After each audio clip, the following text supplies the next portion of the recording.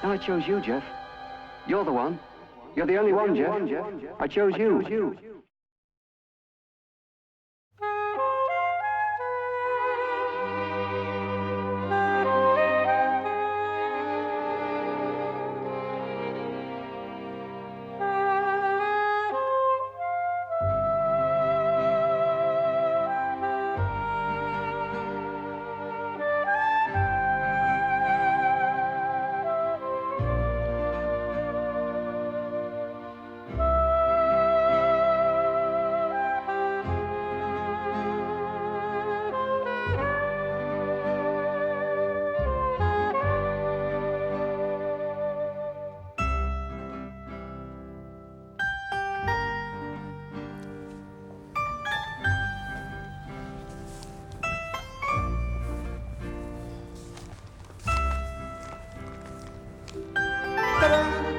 Hello, Annette. I'm sorry, love, I'm late. Have I kept you waiting? Hey, you look fantastic. Oh, my God. Where's the wig? Have you met the widow? The wig? Yeah, I'll just send it back. You didn't? It did, got a bit Oh, smelly I after all. wanted you to bring it. I wanted to save it. We had a Canadian hairdresser. She had it on back to front for the first 3 episodes. Throughout the 1960s, ITC was known for its action-adventure series, such as The Saint, with Mike Pratt, There he is. and The Saint, No. with Annette Andre. Yes, there's nothing there, but his coat's still up in the room. That doesn't prove much. But by the middle of the decade, The Saint's producers, Robert S. Baker and Monty Berman, decided to go their separate ways.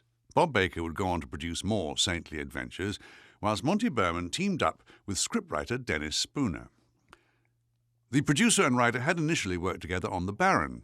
They found they enjoyed the experience, and when Lou Grade asked them for series proposals following the end of The Champions, Spooner hit on the idea of a pair of detectives, one of whom was a ghost. As Dennis Spooner explained to John Peel in Fantasy Empire Issue 3, spring 1982, I was interested in the idea of ghosts, but there hadn't been anything about ghosts except for Topper. I remember a marvellous film called Angel on My Shoulder. Claude Rains was the devil, and I think Paul Muni was in it. Paul died and came back to Earth, and Claude Rains was invisible to everybody and made Paul do things. The idea of someone walking around and not being able to be seen was what I liked. And then Randall and Hopkirk had overtones of Here Comes Mr. Jordan and Blithe Spirit by Noel Coward, and so on. It became a detective show because when you do a television series, a detective is always good for a lot of stories. Casting Jeff Randall was straightforward. Dennis Spooner, Monty, and I were constantly discussing the casting of Randall and Hopkirk, and Randall was relatively easy because we had worked with Mike Pratt, and we liked him. Oh, makes me want to cry. Yeah, me too.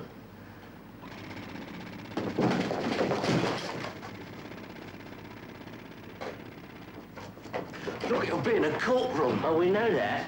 The Erickson Randall Company is sort of on trial. And he fitted absolutely into the concept we had. But finding his partner, the ghost, proved a bit more of a problem. To find someone to play Hopkirk who could be both serious and at the same time exploit the comedy elements We had great difficulty. It's amazing.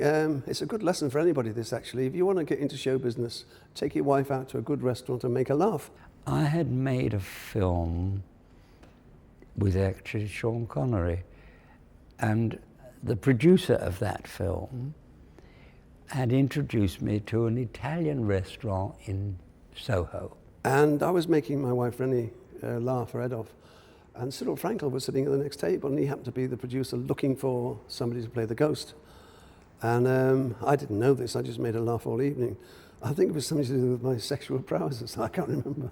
So he was a well-known face, and one knew he had humour, one knew he had personality. So I thought, that's the man. Because Bob Leonard, who's a casting director, rang me up, and he said, we want you to star in a series, but you get killed in the first episode. He'd been waiting all his life to say that, I think, you know, because it's an amazing thing to say. Jeff! Jeff, I'm sorry. It was selfish of me. I never thought you'd be so scared. You're not dead. Then who's in... Of course I'm dead. You mean you're a ghost? I suppose I am, really. Look, pull yourself together. It's only me. And that's how it started, basically. I did a film test with Michael Pratt, lovely man, and on his way home from the film test, he bothered to call at my house in London and tell me I'd got it. And I've never forgotten that gesture from Michael, because we got on so well together after that. Australian actress Annette, who'd guest starred in many ITC shows, got the role of Marty Hopkirk's widow, Jeannie.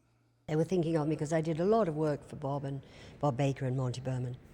And I was up doing something or other in Glencoe in Scotland. And I got a phone call from my agent saying they're doing this new series called Randall and Hopkirk Deceased, which was a bit odd. And then explained the story, which I thought was still a bit odd. So I said, well, yeah, okay, all right, I'll do it. Funny. I thought I'd lock those. I'm sorry I let you down today, Jeannie. She'll be okay tomorrow.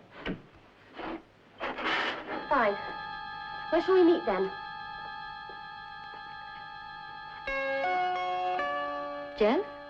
I had met Mike before because we'd worked together, I don't know, about 3 different occasions, I think, film and television. But I didn't know Ken at all. She can't see or hear me. I told you, Jeff, you're the only one.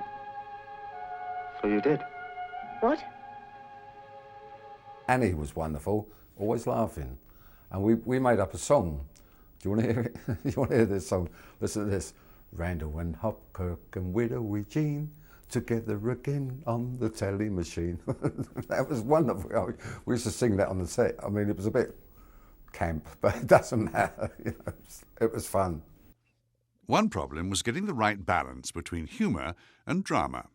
By luck, good judgment or whatever, Mike and I and Annette, we wanted to go in the direction of, it begged humour, it begged comedy, because you've got a ghost in it and you can do magical things and stuff, and nobody else could see him. So it just begged comedy.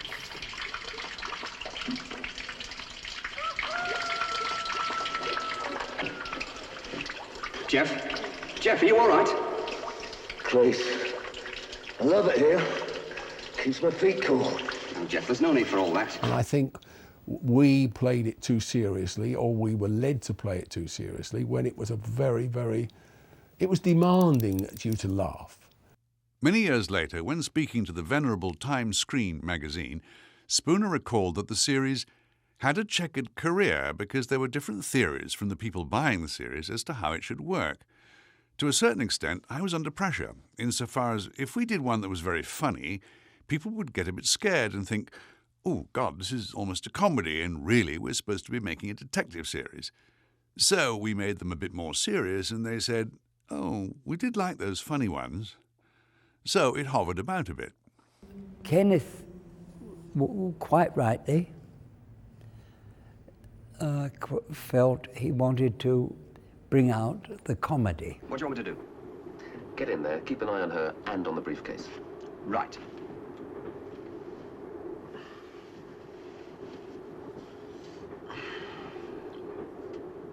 She's getting undressed. So what? Now look, Jeff, Jeannie wouldn't like it much. Well, Jeannie won't see it. Unless you tell her. Well, they'd put me away if I told her. Now, get back in there. And we had terrible trouble with some of the directors I won't mention, Cyril Frankel basically, who hated comedy, and he was trying to make it serious. We wanted to make it funny. Just don't get it, Marty. I just don't get it. My conception was really based on the thorough enjoyment I had had of, for instance, Raymond Chandler novels, James M. Cain novels, those novels, and I wanted this series to have that sense of reality and a certain quality of emotion. Listen, Kenneth and Michael and Annette Andre, they were very, very good at talking and feeling things out whilst you're working, those guys, you know. As much as we complained about Monty Berman and his heavy foot, he still let a lot of it go. And I think that's why it became quite successful. Make it serious, that was the attitude at the beginning. We're going to make it serious, we've got a ghost, yeah? Okay, you want to make it serious? But if it didn't, it just veered that way. And it was mainly because long last Michael and I had a bit of power, and Annette, we'd always been supporting people and doing that. It was our show, basically. And we could sort of have little say, not a lot, because Monty Byrne was peering through the television screen. But, you know, we had some sort of power to say, no, I think you're wrong, let's do it this way. Well, what do you do? Tell him you're a mind reader. I'm a mind reader. No, I'm not. Oh, yes, you are. You want to find out who killed Fernandez? Well, are you or aren't you? Yes, I'm a mind reader. We had failures as well as successes with what we wanted to do. We had an England football game. What's the score? What's the score? Können wir es uns bequem machen und die Augen weiter genießen, die dieses Spiel uns sicher anbieten wird? It's a lovely day, Fred. And I wanted to get down amongst the players and blow the ball to Bobby Charlton just before he scored for real you know, and they wouldn't do it. They said it would cost too much money in the labs, so we failed there. But what happened was I jumped back. It was a very hard match, you know. We only won by the odd goal. And they wouldn't have done it if you hadn't have been there. Right. Marty? Hey, do you know that bit where the German centre-forward had beaten the whole English defence? It was an open goal, and he shot and it went Over the top? Yep. You didn't? I did. But we didn't win that battle. But it could have been so much more successful if one would have taken the instincts of Dennis Spooner, Michael and Kenny, and let them go for more laughs and comedy, because it was a built for comedy, that show. Randall? Yes? Chef, I think we've cracked it. Come on, Randall. Get out of this bed. Right turn. Quick march. Right turn. About turn. Now straight out of the door. No, open the door. Mr. Randall, you should be in bed. No, he shouldn't. Mr. Randall, out of the door. Mr. Randall, I shall have to sedate you, I'm afraid. I want you to hit Dr. Conrad. Nod your head if you understand. Hit him now.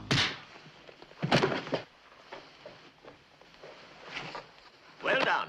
As with most ITC series, much location work was done, with several locations in West London complementing the regular ITC shooting at Elstree Studios. Shooting in London was a lot easier then. Although the police weren't that cooperative, they didn't really want to help you out, and they couldn't. There wasn't this amount of traffic anyway. Most people were helpful. And shooting in town was always, you always dreaded it, because you know you had to go there and stop the traffic and stuff, because the police wouldn't help you and stuff like that.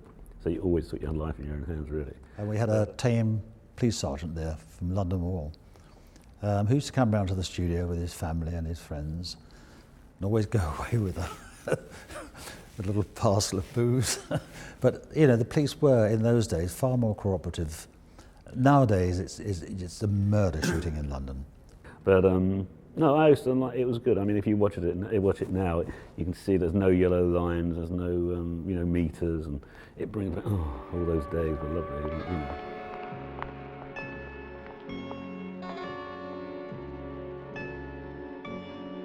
What's going on, except because there were all the shows that I did watch on TV were all being made there at the same time. There was the Saint, Department S.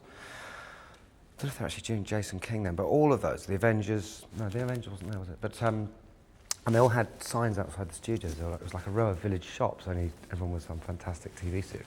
Because it was a bit incestuous, really, because if we wanted a library set in Randall and Hopkirk deceased, we'd go and use one on the Saint or the Avengers or the Champions or whatever was in, you know, in that thing. Or conversely, they used to use ours as well. And we're always using the same country houses for this haunting or whatever. And people, there's tours now, people going around the locations, which is fascinating. One time there was a rather embarrassing incident when we went to have lunch in the canteen, and I was a big fan of the Saint at the time, but I'd seen an episode the night before where Roger Moore had beaten my dad up, which he used to do quite a lot.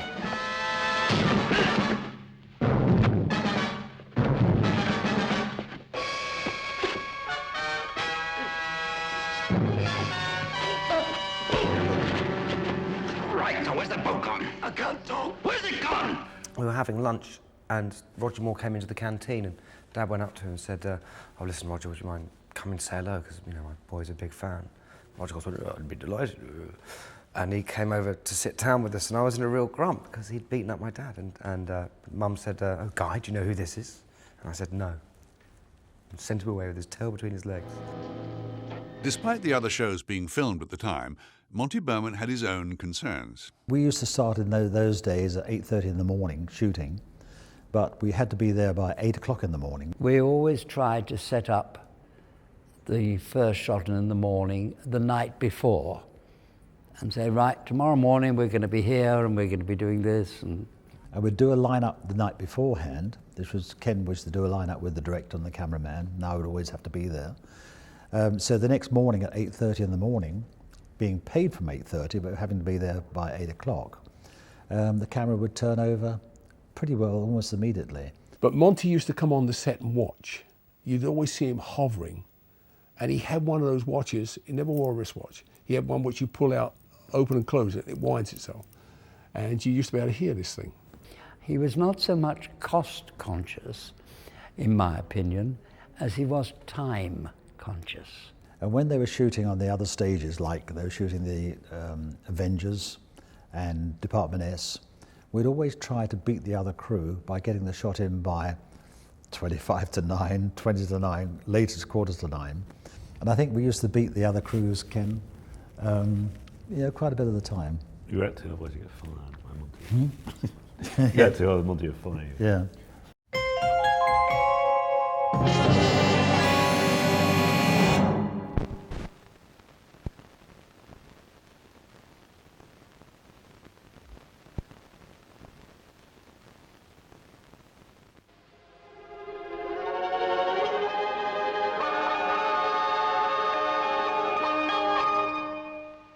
You see? Fantastic. What? You went through that wall when you backed up. Honestly? Yeah. Did I? Uh-huh. Of course, when one of your main characters is a ghost, you need some ghostly effects. It was always a nightmare when he was see-through, when he could walk through, because we had to have this special adapter that was put on the front of the camera, which I think Frank Watts, who was a fantastic guy, invented originally, I think, or it might have been an old thing built forward, with a mirror, reflective mirror in it. But that was we had to shoot those within the schedule on the set. And when we first started, our technique today, with all our technology, that show could be so good because we can walk them through walls, we can do anything. It used to be a rule that you could only walk them through a building, a wall or something once on a show because it was expensive and it took a lot of time.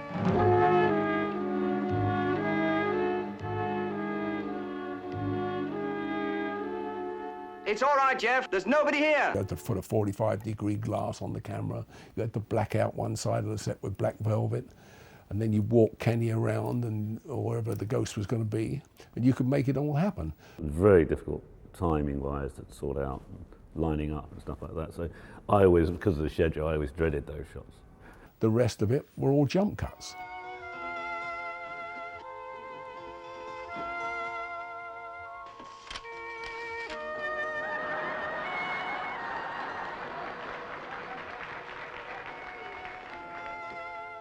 Well, I'm not so sure. Neither am I. To begin with, it was very difficult because, you know, when someone appears, walks in front of you, walks beside you, sits down, does all that, it's awfully hard not to react. I could never understand why every few minutes everyone would have to stand really still and stop acting, and then Kenneth would either run on or off the set, and then they'd start filming again. If we were when you play a scene on that in those days, we used to play a scene, and like if I'm sitting here and I want Kenneth Cope to appear here sitting on the arm of his chair, I would be talking, say, to you across that room, and the director, we would say, and freeze.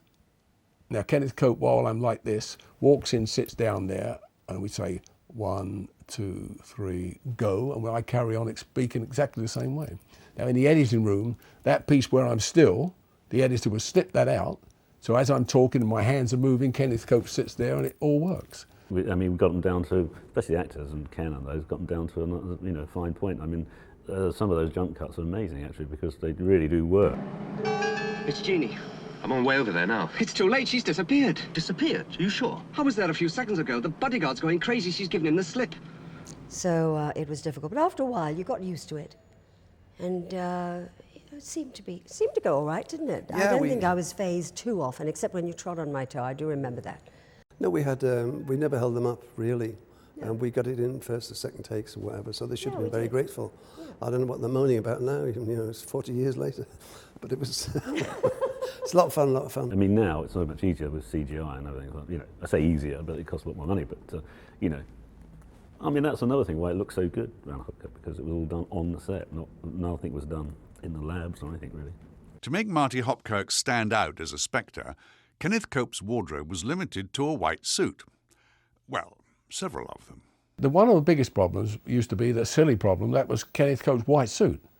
I mean, we had to protect him like gold dust when he came out of the dressing room. And we had them made, I had to go to Savile Row to have them measured, and they were both silk.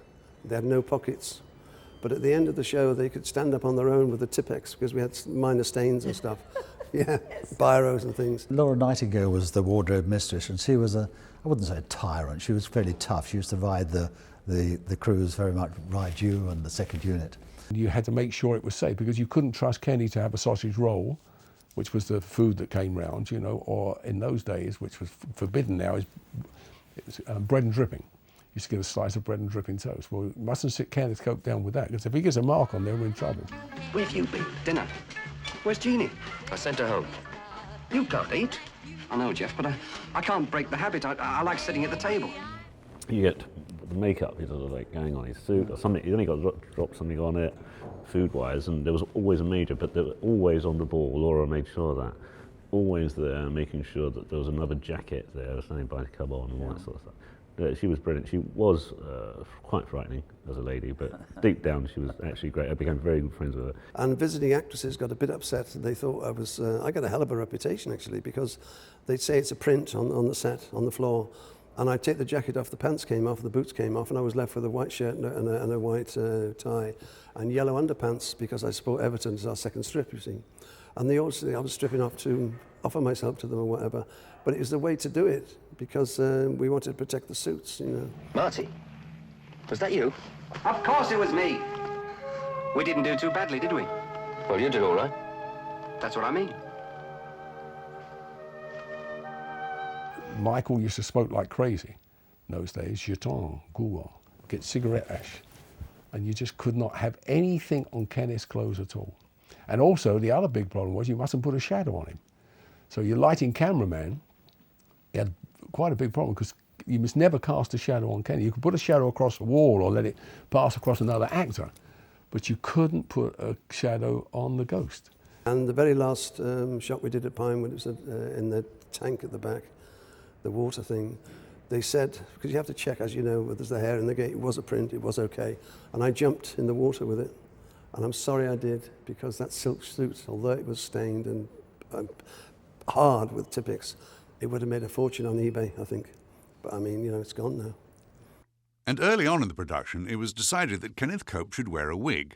Only for the first few episodes, it was fitted the wrong way round. It was horrible. It looked a bit bad. Then it was sorted out from there because I looked like the middle one of the Three Stooges, you know, those old people. And after we sorted out, everything was fine. It was, it looked a bit dressy, but nobody seems to, you know, I've still got it. I wear it at Christmas.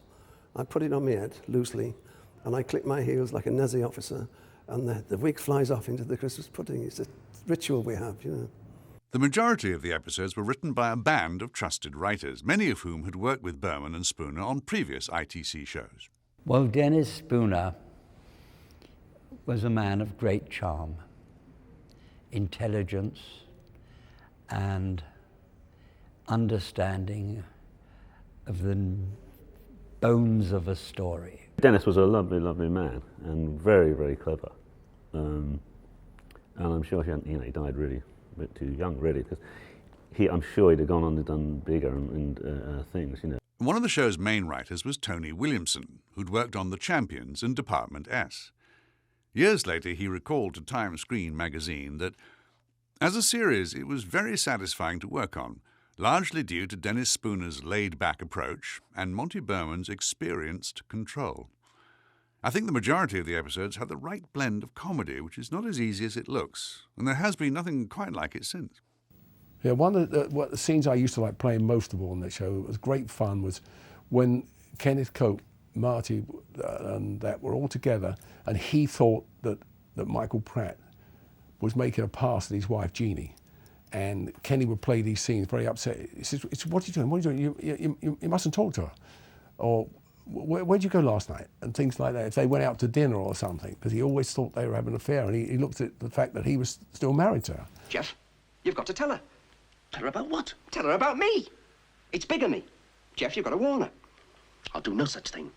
You're being selfish, Marty. Selfish? You've got to look at things from Jeannie's point of view. It was Ken and Mike that actually got me involved more in the series. Because at first, for the first, I don't know, 3-4 episodes or something or other, I had very little to do. And in those days, apart from the Avengers, when the woman was the equal thing, women didn't have big parts in series, right? And you weren't involved in action or whatever. Jeff. Jeannie. I was right, Jeff, I was right. Are you here with this Marty character? Yes. Jeannie. Oh, Jeff, not the way you think. I wanted to find out what it was all about. I'm surprised at you, Jeannie. You know, as a writer and a director, you're looking for dialogue for those people, usually, unless they get an integral part of the story or a subplot. And Annette Andre always came up in the marriage thing, their marriage, and as the secretary of the office now, she was okay, but you strain sometimes to make it work for her.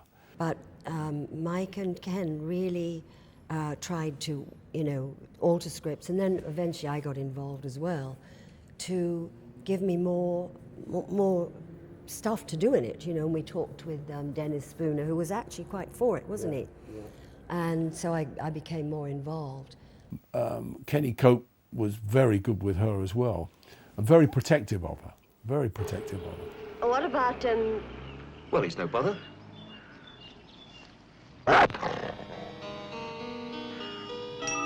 You called, oh, master?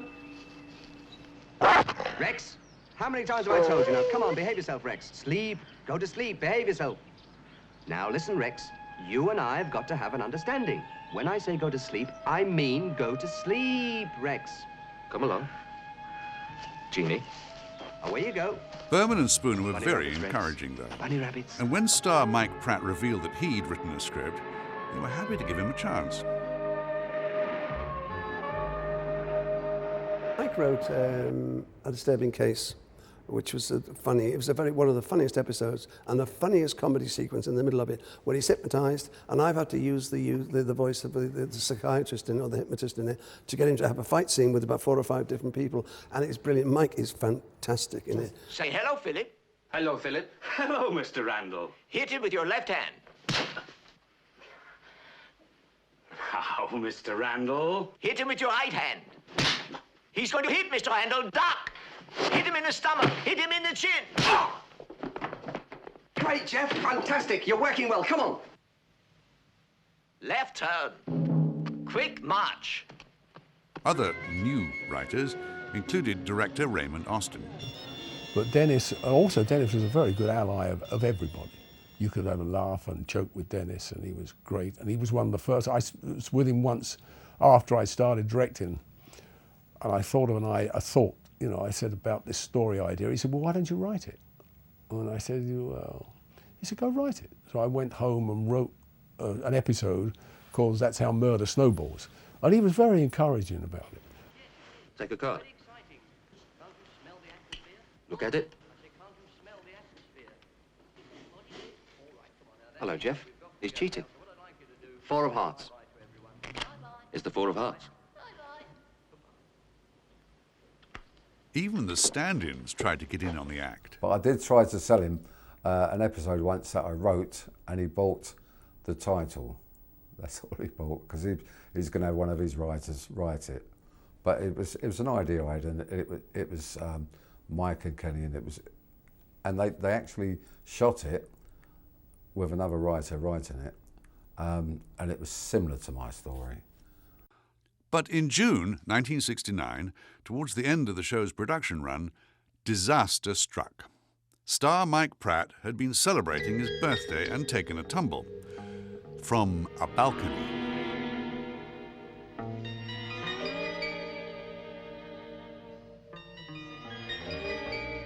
So how did you fall off a balcony, Jeff? It seemed to come pretty naturally at the time. Quite out of the blue, Monty and Dennis Spooner had a shock, and that was that Mike Pratt had an accident. What were you doing up there? I was trying to catch him, wasn't I? Red-handed, opening the safe. The police were waiting for him. Marty, I didn't know that. Well, at least you got a ride to hospital in a police car. Yeah, big deal.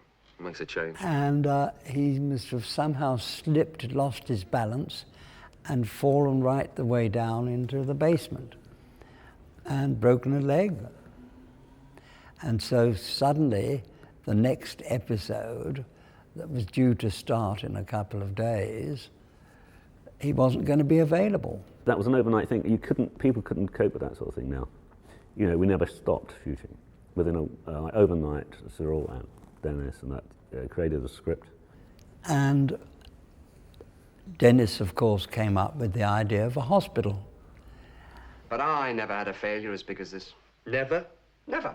In fact, when you look back on it, I was pretty good. Oh, own up, Marty. You were a terrible detective. I was a what? Well, maybe not terrible, but you certainly weren't a natural. At least I didn't fall off a balcony. The only time I slipped up, I got killed. The show debuted as part of the autumn 1969 season on ITV. The critics weren't kind, with the Daily Telegraph calling it a farrago of childish rot, and The Sun, that well-known barometer of the population's views, saying that the series' chief virtue is its extremely attractive colour. When there are so many series, as there were then, but aren't now, perhaps it didn't get the response it should have done. Well, I think we felt we could go to a second season. Sadly, the critics had their way. And despite the cast and crew's desire to go on, Randall and Hopkirk deceased was, well, deceased. For now, at least. And we were getting all these ideas going for putting it abroad and the ghost getting lost somewhere in Europe and doing these, and it would have been absolutely wonderful. And then, of course, the series didn't sell network in America. Yeah, exactly, yeah. And so, as they did in those days, that was the end of the series, and they went on to the next one. I think it stands up really well. I mean, some of the plots are really, but the great thing is, because the starting premise of a bloke whose partner is a ghost involves such a great suspension of disbelief to begin with, that means you can therefore take all sorts of liberties. There's all sorts of stuff you can get away with in terms of plots and stuff that you normally wouldn't. There it is. Run, Fritz. I'll hold them off.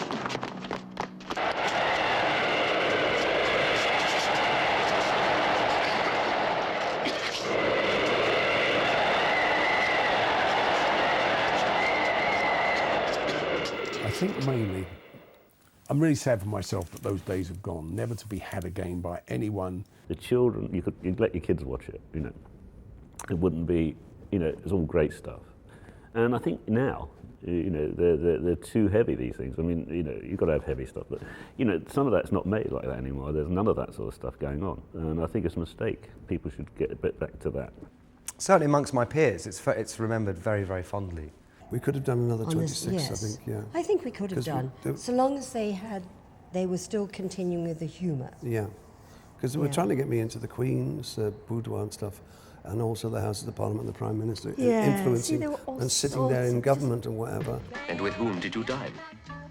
The Prime Minister. I think they were well produced, good stories, good acting. We liked the series, everybody liked the series.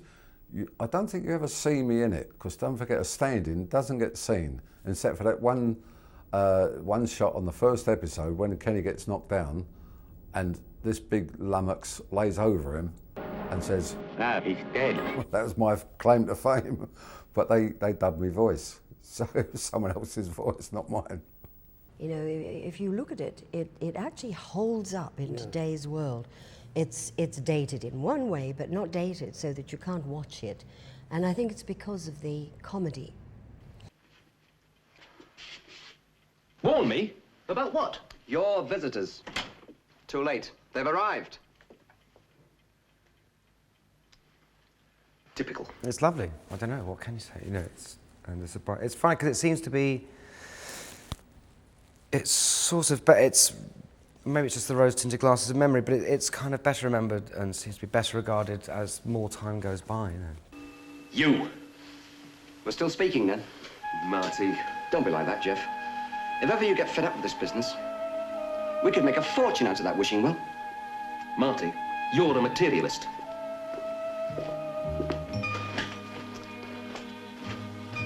Come on.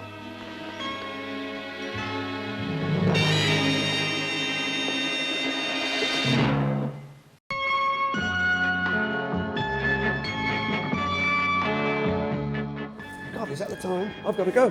Okay. I'll see you. Okay. In fact, wherever you go in the world, in Australia, I suddenly, in a hotel room, switched the television on, Randall and Hopkirk showing. It was great to work on. Everybody was friendly. That was, in a kind of way, the golden age. A great opportunity. I had some great time. All those shows, which were good shows, are now replaced completely. And the cast was nice as well. We were nice, weren't we? Oh, we were lovely. Yeah. I liked you. Yeah, I think it stands up well. I mean, I enjoy watching it, doesn't it? It used to be weird, it's not now.